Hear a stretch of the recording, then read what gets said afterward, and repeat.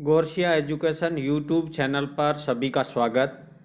प्यारे विद्यार्थियों मित्रों, आज अपन पढ़ेंगे कक्षा 12 की हिंदी साहित्य की पुस्तक, द्वितीय पुस्तक है मंदाकिनी। उसमें एक कहानी है निर्वाचित, जो कि अपने नए पाठ्यक्रम के अंतर्गत आती है और जिसकी लेखिका है सूर्यबाला।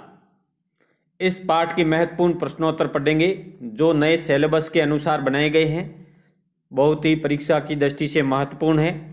और उन साथियों से रिक्वेस्ट करना चाहता हूं जिन्होंने चैनल को सब्सक्राइब नहीं किया है, चैनल को सब्सक्राइब कर ले, बेल आइकन को प्रेस कर दे ताकि नए आने वाले वीडियो का नोटिफिकेशन आपको शीघ्र ही मिल सके। प्रश्नों की शुरुआत करते हैं। निर्वाचित कहानी के कहानीकार है, तो पहले मैंने बता दिया था निर्वाचित कहानी के कहानीकार कौन है, सूर्यबाला। नेक्स्ट क्वेश्चन आता है, निर्वाचित कहानी का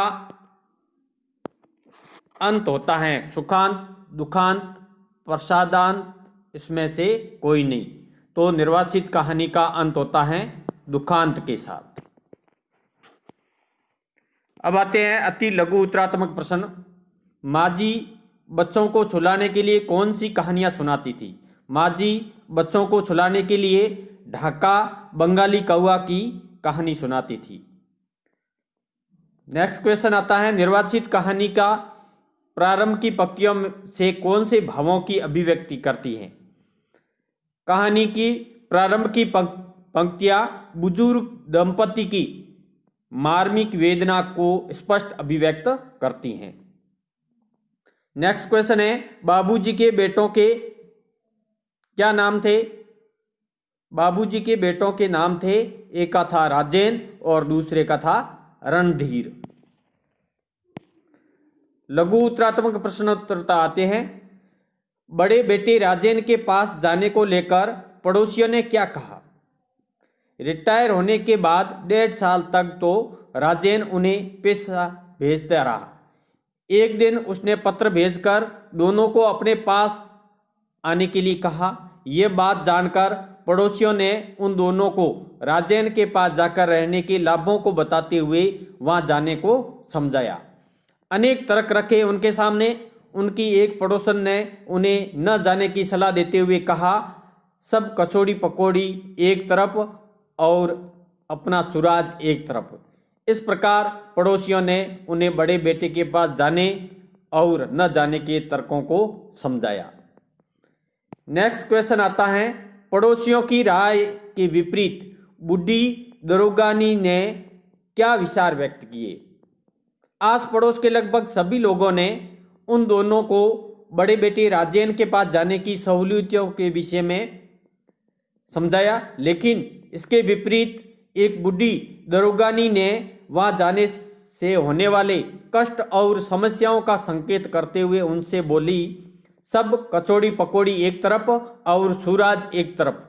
वहां तो अफसरी कायदे से रहना होगा, लेकिन हाँ आराम तो होगा ही, और फिर बुलाने पर न जाना भी, अर्थात वहां जाकर सुख तो मिलेगा किंतु दुख और तकलीफों में लिपटा हुआ होगा सुख।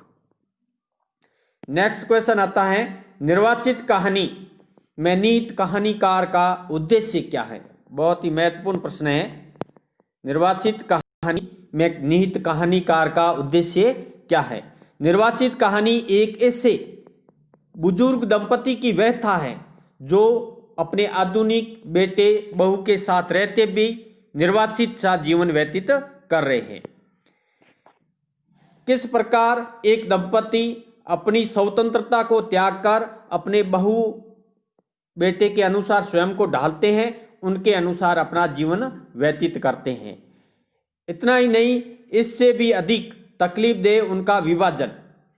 पुत्र उनकी भावनाओं को बिना समझे उनका बंटवारा कर देते हैं। इन सब से होने वाली तकलीफ और निर्वाचित जीवन की घायल छटपटाती संवेदना को उकेरना कहानीकार का मूल उद्देश्य है। नेक्स्ट क्वेश्चन आता है, निम्नात्मक है। कहानी बहुत महत्वपूर्ण है, इसलिए निम्नात्मक प्रश्न भी साथ में दिए हैं जो परीक्षा की दृष्टि से महत्वपूर्ण है। पठित कहानी के आधार पर निर्वाचित कहानी की कथा वस्तु अपने शब्दों में लिखिए। कहानी की कथा वस्तु इस प्रकार है, जेठ की तपती दोपहरी में चलने वाली लू का कमरे में आने से रोकने के लिए जैसे ही राजेन की मां ने खिड़की का शीशा बंद किया तो वह उस समय ख्यालों में डूब गई जब उनके दोनों बेटे राजेन और रणधीर छोटे थे। उन दोनों को संभालने और घर का काम करने में जेठ की इतनी बड़ी दोपहर का भी उन्हें पता नहीं लगता था। उन्हें जरा भी फुर्सत नहीं मिलती थी। अब यह दोपहर काटने में भी नहीं आती हैं। उन्होंने धीरे धीरे बिना आवाज किए अपने कुछ काम निपटाए और बैठक में पहुंच गई जहां राजेन के बाबूजी किताब पढ़ते पढ़ते कुर्सी पर ही सो गए थे। उन्होंने आराम से उनका चश्मा और किताब हटाई किंतु वे जाग गए। उनसे चाय की पूछकर वह चुपचाप रसोई में चाय बनाने पहुंच गई किंतु हाथ से तेल की बोतल फिसलकर गिर जाने से उनके बहू बेटे राजेन और रीमा की नींद खुल गई। मां के इस प्रकार रसोई में चाय बनाने पर रीमा ने उन पर व्यंग्य कसा। उसके इस प्रकार अपने प्रेम और स्नेह पर व्यंग्य कसे जाने से आहत वे दोनों अपने अपने काम में व्यस्त हो गई। राजेन की मां फिर पुराने दिनों के बारे में सोचने लगी। जब रिटायर होने के बाद 1.5 साल तक पैसे भेजने के बाद एक दिन राजेन ने उन्हें अपने पास रहने के लिए बुला लिया। यहाँ आकर वे दोनों पहले तो कभी कभी अधिकारपूर्वक राजेन को बुला लेते थे किंतु धीरे धीरे वे शांत होते गए। उनके द्वारा किए गए कार्यों और पूजा पाठ पर बेटे बहू ने बड़े मीठे स्वरों में रोक लगा दी। इतना ही नहीं, उनके मिलने, साथ बैठने, बात करने पर भी वे मजाक उड़ाते। इसी बीच उनका छोटा बेटा रणधीर भी वहां आ गया। वह बहुत ही चुलबुले स्वभाव का था। वह कुछ दिन नहीं वही रहा। सब बातें करते हंसते सब ठीक चल रहा था किंतु एक दिन अचानक राजेन के बाबूजी ने माँ जी से कहा कि वे छोटे बेटे के साथ रहने जा रहे हैं। इस बात को सुनकर माँ जी पर तो जैसे पहाड़ टूट गया। बाबूजी भी इस असह्य दर्द को चुपचाप झेल रहे थे किंतु उनकी आंखें सब कुछ कह रही थी। इस प्रकार अपना बांटा जाना किसी अपराध की सजा के जैसा लगा। ये है इस निर्वाचित कहानी की कथा वस्तु। अब नेक्स्ट क्वेश्चन आता है, वर्तमान संदर्भों में निर्वाचित कहानी की प्रासंगिकता सिद्ध कीजिए। ये कहानी वर्तमान के संदर्भ में किस प्रकार प्रासंगिक है। वर्तमान समय में एकाकी रहने और स्वार्थपूर्ण मानसिकता रखने वाले समाज में घर के वृद्ध दंपति के साथ ऐसा ही व्यवहार किया जाता है।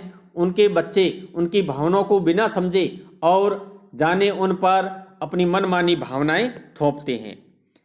इस समय जब वृद्ध दंपति को एक दूसरे के साथ और बच्चों के स्नेह की आवश्यकता होती है, बच्चे उन्हें अपनी सहूलियत और सुविधाओं के अनुसार रखते हैं। वे अपने माता पिता को भी संपत्ति अथवा किसी वस्तु के आधार पर बांट लेते हैं। माता पिता जिन्होंने उन सभी को साथ पाला पोसा बड़ा किया, वे ही बच्चे अपने माता पिता दोनों को एक साथ रखने में असमर्थ होते हैं और वे उन्हें अपने साथ रख भी लेते तो अक्सर ही उनकी आत्मीय भावनाओं का मजाक उड़ाते, उन पर व्यंग्य कसते, जिसके परिणाम स्वरूप वृद्ध दंपति खुलकर एक दूसरे से बात करना तो दूर अपने सुख दुख भी साझा नहीं कर पाते हैं। जिस समय उनके बीच सर्वाधिक बातें होनी चाहिए उस समय पर उनके बीच एक खामोशी आ जाती है। वह बच्चों के सामने एक दूसरे से बातें करने और अपना स्नेह प्रदर्शन करने में हिचक महसूस करते हैं। बच्चे उन्हें इस तरह से अलग कर देते हैं जैसे उन्होंने कोई अपराध किया हो।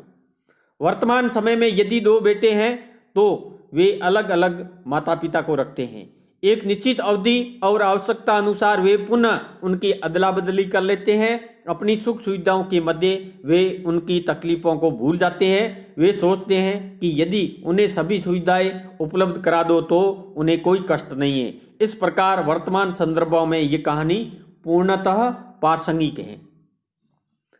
कहानी में भी यही बुजुर्ग दंपति की व्यथा का वर्णन किया गया है जिन्हें उनके बेटे आपस में बांटकर एक दूसरे को विच्छिन्न कर देते हैं, उनकी भावना का दमन करते हैं, उनके स्वभाव और आदतों पर कटाक्ष करते हैं। नेक्स्ट क्वेश्चन आता है, अपनों के मध्य वानप्रस्थ जीवन जीने वाले दंपति की पीड़ा, सत्रांश तथा घुटन की करुण कहानी है निर्वाचित। पठित कहानी के आधार पर उक्त कथन को समझाइए।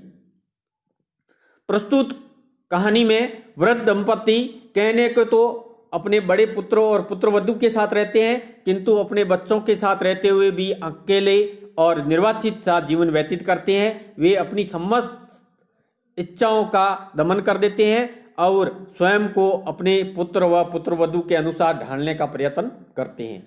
सब कुछ होने पर भी वे घुटन भरा जीवन व्यतीत करते हैं। छोटी सी भूल पर स्वयं को अपमानित और उपेक्षित पाते हैं। उनके पुत्र और पुत्रवधू उनकी भावनाओं को बिना जाने समझे उनकी एक दूसरे के प्रति भावनाओं और स्नेह का मजाक उड़ाते हैं, कटाक्ष करते हैं। बच्चों के द्वारा उन पर तरह तरह के प्रतिबंध लगाए जाते हैं। बात बात पर उन्हें टोका जाता है। उन्हें बात बात पर बुढ़े बुजुर्ग कर संबोधित किया जाता है।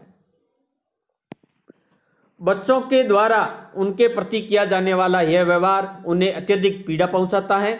बच्चों के ऐसे व्यवहार के कारण यह दंपति आपस में अपने सुख दुख को साझा करना तो दूर, पास बैठकर बात करने में भी संकोच करते हैं, जो उनके अपनों के साथ रहने पर भी होने वाले अकेलेपन की पीड़ा को बढ़ाता है। वे हर समय इस संत्रास को झेलते हैं। एक दूसरे के साथ समय बिताने की इच्छा संकोच और हिचक में सिमट जाती हैं। उनके साथ रहने बात करने को बच्चे उनको मॉडर्न बनना समझ लेते हैं। यहाँ तक कि ऐसी परिस्थितियों का निर्माण हो जाता है कि वे दोनों अपने पुराने घर जाने की इच्छा को पूरा करने में स्वयं को असमर्थ पाते हैं। बच्चों के द्वारा हर समय किसी न किसी बात पर उन्हें लेकर व्यंग्य करना उन्हें बहुत अकरता है। फिर भी वे अपने मन की बात एक दूसरे को नहीं कह पाते हैं और मन ही मन घुटते रहते हैं। इतना ही नहीं, उनके द्वारा दोनों बेटे उनका विभाजन कर देते हैं, जो एक असहनीय पीड़ा है। इस प्रकार यह बुजुर्ग दंपति अपनों के साथ होते हुए भी अकेले, दुखी और घुटन भरी जिंदगी जीते हैं। अब आते हैं अन्य महत्वपूर्ण प्रश्नोत्तर, लघु उत्तरात्मक हैं। और एक बार फिर रिक्वेस्ट करता हूं, जिन मित्रों ने, जिन विद्यार्थियों ने चैनल को सब्सक्राइब नहीं किया है, चैनल को सब्सक्राइब कर ले, बेल आइकन को प्रेस कर दे ताकि नए आने वाले वीडियो का आपको नोटिफिकेशन मिल जाए। वीडियो को शेयर करें, लाइक करें। प्रश्नों की शुरुआत करते हैं। अन्य महत्वपूर्ण, लेखिका ने किन शब्दों में पाठ का परिचय दिया है, लिखिए। तो लेखिका सूर्यबाला ने पाठ का परिचय इस प्रकार दिया है कि निर्वाचित कहानी वानप्रस्थी जीवन जी रहे, अपने घर को त्याग बड़े बेटे के घर पर रहने वाले दंपति की दर्द भरी कहानी है। वानप्रस्थी जीवन मतलब मनुष्य के जीवन को 4 भागों में बांटा गया है। ब्रह्मचारी, गृहस्थ आश्रम, फिर वानप्रस्थ है, फिर संन्यास आश्रम है। तो यह वानप्रस्थी जीवन जी रहे दंपति की कहानी दर्द भरी कहानी है। स्वयं की स्वतंत्रता को अनिच्छापूर्वक छोड़कर अपने पुत्र और पुत्रवधू की इच्छा, भावना, रुचि एवं विचारों के अनुसार स्वयं को ढालना कितना दम घोटू और पीड़ादायक होता है। एक दूसरे के पूरक पति पत्नी जिनका जीवन और सुख दुख समान थे, दोनों को अलग करके दोनों बेटों के बीच बांटा जाना बहुत अधिक कष्टदायी और मर्मांतक अभिव्यक्ति है। नेक्स्ट क्वेश्चन आता है, लेखिका ने पाठ में दोपहरी का कैसा वर्णन किया है, अपने शब्दों में लिखिए। लेखिका ने दोपहरी का वर्णन करते हुए कहा कि जेठ की दोपहरी में झुलसाने वाली लू के कारण यूकलिप्टस और कैजुरिना के पेड़ की पत्तियां सिकुड़ गई हैं। गुलाब की क्यारियों की मिट्टी दरक गई है। लॉन में सारों और सूखे पत्ते बिखर रहे हैं। सूखी और गर्म हवा कमरा और बरामदा पार करते हुए खिड़की से अंदर पहुंच रही है। जेठ वैसाख की दोपहर ऐसे ही उजाड़ वीरान होती है। नेक्स्ट क्वेश्चन आता है, खिड़की के पास खड़ी वह अर्थात राजेन की मां क्या सोचने लगती हैं। खिड़की से आती गर्म हवा को रोकने के लिए खिड़की बंद करने के बाद वह खिड़की के पास खड़ी खड़ी उस समय की जेठ और वेश्या की दोपहरी के बारे में सोचने लगी। जब उनके दोनों बेटे छोटे थे उस समय भी ये दोपहरी इतनी ही लंबी हुआ करती थी, किंतु उन्हें बच्चों के पीछे दौड़ने भागने संभालने में फुर्सत नहीं मिलती थी।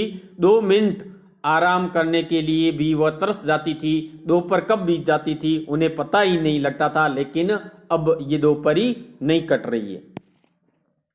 नेक्स्ट क्वेश्चन आता है, दोपहर में अपना समय काटने के लिए वह क्या क्या काम करती हैं। मतलब राजेन की माँ दोपहर में अपना समय काटने के लिए वह अपनी पोथी निकालकर पढ़ने लगी। कुछ देर तक पाठ गुनाने के बाद बाहर अपनी साड़ी उतार कर लाई और धीरे धीरे उसे तह करने लगी। फिर उन्होंने अपने बटुए से अपनी माला निकाली और माला फेरने लगी।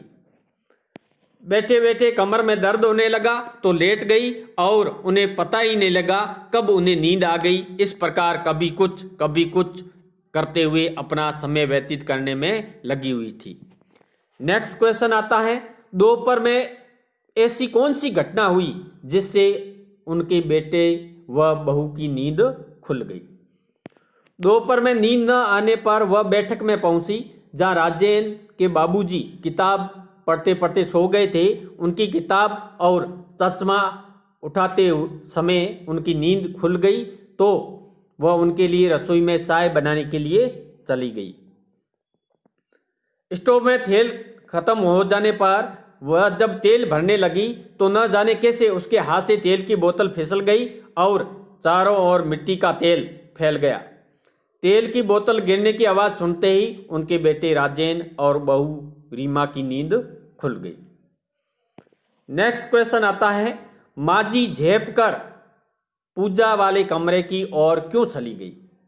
माजी के हाथ से मिट्टी के तेल की बोतल गिरने की आवाज़ से उनके बहू बेटे की नींद खुल गई। वे दोनों अपने कमरे में उन वृद्ध दंपति के आत्मीय संबंध और स्नेह पर व्यंग्य कस रहे थे और अपने द्वारा किए जा रहे कामों का वर्णन कर रहे थे। इन बातों को सुनकर चाय बनाने का जोश ठंडा पड़ गया। वे चुपचाप बैठक की ओर जा रही थी, तभी उन्हें राजेन और बहू के जोर से हंसने की आवाज़ आई तो वह झेप कर पूजा वाले कमरे की ओर चली गई। नेक्स्ट क्वेश्चन आता है, इतना अखबार उन्होंने जीवन में कभी नहीं पढ़ा था जितना पिछले 2.5 सालों में। इसका क्या कारण था। अपने रिटायर होने के 1.5 साल बाद ही राजेन के बुलाने पर पिताजी उसके यहाँ रहने के लिए चले गए थे। यहाँ रहते हुए उनके पास कोई अन्य काम नहीं था। वह अपना अधिकतर समय अखबार पढ़कर ही व्यतीत किया करते थे। यही कारण है लेखिका ने उनके अखबार पढ़ने के विषय में यह बात कही कि इतना अखबार उन्होंने जीवन में कभी नहीं पढ़ा जितना पिछले 2.5 सालों में। नेक्स्ट क्वेश्चन आता है, एक दिन बहू ने उन्हें समझाते हुए क्या कहा। एक दिन उनकी बहू ने आकर उन्हें बड़े मीठे ढंग से समझाते हुए कहा, माँ जी जरा बाबूजी से कहिएगा इतनी जोर से पाठ ना किया करे। वहाँ घर की बात और थी, यहाँ आसपास सभी ऑफिसर्स रहते हैं और फिर भगवान तो सब जगह हैं। देखिए ना, कबीरदास जी ने भी कहा था, ता छड़ी मुला बांग दे क्या बहिरा हुआ खुदा। आप और बाबूजी का मन मन में पूजा कर लिया कीजिए। ये गुस्सा होते हैं, अर्थात कौन होते हैं, राजेन। नेक्स्ट क्वेश्चन आता है, आप लोग भी चाहे तो बैठे बाबूजी। राजेन के इस कथन में क्या संकेत छिपा हुआ था। आप लोग भी चाहे तो बैठे बाबूजी। राजेन के इस कथन में क्या संकेत छिपा हुआ था। भोजन करने के बाद राजेन ने रणधीर को बात करने के लिए रोक लिया। माँ और बाबूजी भी वहीं उनके पास बैठे हुए थे, जिनके कारण वे सब आपस में खुलकर बात करने में असहज महसूस कर रहे थे। उन दोनों को वहां से सीधे तौर पर उठ जाने के लिए कहना उचित नहीं था, अतः राजेन ने उनसे संकेत में उठकर जाने का इशारा किया कि वे लोग शायद तो बैठे, अर्थात आप लोग भी उठकर अपने अपने कमरे में चले जाएं। नेक्स्ट क्वेश्चन आता है, बाहर उनके दोनों बेटे और बड़ी बहू किस बात पर खिलखिलाकर हंस रहे थे। उन दोनों के उठकर आते ही राजेन की बहू ने रणधीर को उनके आपसी व्यवहार, आत्मीयता और स्नेह के विषय में बताते हुए उनकी भावनाओं का मजाक उड़ाते हुए बोली, पिताजी तो माँ को बिल्कुल मॉडर्न बनाना चाहते हैं। राजेन ने उसकी बात का विरोध किया, फिर भी उसका उन दोनों के आपसी स्नेह पर तंज कसना बंद नहीं हुआ। साथ ही वह अपने प्रति ऐसा व्यवहार न करने के लिए राजेन को छेड़ती हैं और सब खिलखिलाकर हंसने लगते हैं। नेक्स्ट क्वेश्चन आता है, राजेन की माँ का मन पूजा करने में क्यों नहीं लग रहा था? राजेन की माँ जब पूजा करती थी तब डाइनिंग रूम से बाबूजी भी अपने बच्चों के साथ घुल मिलकर बातें करने और हंसने की आवाज़ें सुनकर उनका ध्यान पूजा में नहीं लग रहा था, उसका मन उन्हीं लोगों पर था। वह आज ज़्यादा खुश और मुक्त थे और बच्चों की बातों में खूब आनंद ले रहे थे। इससे भी ज़्यादा खुशी उन्हें अपने बेटों के मुंह से बाबूजी शब्द सुनकर हो रही थी। इन सब बातों के कारण पूजा करते हुए भी वह बीते समय को याद करने लगी जब उनके बेटे जीत कर आने की बातें अपने पिता को सुनाते थे। नेक्स्ट क्वेश्चन आता है, ऐसी क्या बात हुई जिसने उन दोनों को अंदर तक झकझोर दिया? डाइनिंग रूम के अंदर जाकर बाबूजी ने उन्हें अपने छोटे बेटे रणधीर के साथ उसके घर जाने की बात बताई। उन्होंने कहा कि वह वहां अकेले जाएंगे और उन्हें अर्थात राजेन की माँ को यहाँ बड़े बेटे के पास रहना होगा। इस अप्रत्याशित बात ने उन दोनों को ही अंदर तक झकझोर दिया। एक दूसरे के बिना रहने की कल्पना ने उन्हें अंदर तक तोड़ दिया। यहाँ दोनों के बीच खामोशी थी, किंतु साथ तो था। दोनों के लिए यह असहनीय पीड़ा थी। तो प्यारे विद्यार्थियों, आपको इस पाठ के ये प्रश्नोत्तर कैसे लगे? कमेंट्स बॉक्स में कमेंट्स करें, वीडियो को लाइक करें, शेयर करें। धन्यवाद।